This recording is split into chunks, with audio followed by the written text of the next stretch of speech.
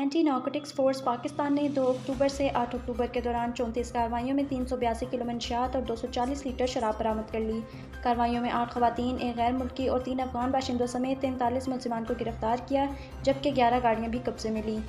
रावलपिंडी ने 12 कार्रवाइयों के दौरान 153 किलो मंशियात और 240 लीटर शराब बरामद करके 5 खवातीन, एक गैर मुल्की और 2 अफगान बाशिंदों समेत 16 मुलजिमान को गिरफ्तार किया और 4 गाड़ियाँ भी कब्जे में ली। बरामदा मंशियात में 440 अदद एक्सटेसी गोलियाँ शामिल। खैबर पख्तूनख्वा ने 9 कार्रवाइयों के दौरान 113 किलो मंशियात बरामद करके 8 मुलजिमान को गिरफ्तार किया और एक गाड़ी भी कब्जे में ली। बरामदा मंशियात में 240 अदद एक्सटेसी गोलियाँ शामिल। बलूचिस्तान ने 4 कार्रवाइयों में 105 किलो मंशियात बरामद करके 3 मुलजिमान को गिरफ्तार किया और 2 गाड़ियाँ भी कब्जे में लीं।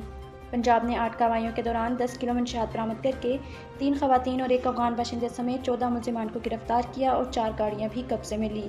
सिंध ने 1 कार्रवाई के दौरान 433 ग्राम मंशियात बरामद करके 2 मुलजिमान को गिरफ्तार किया।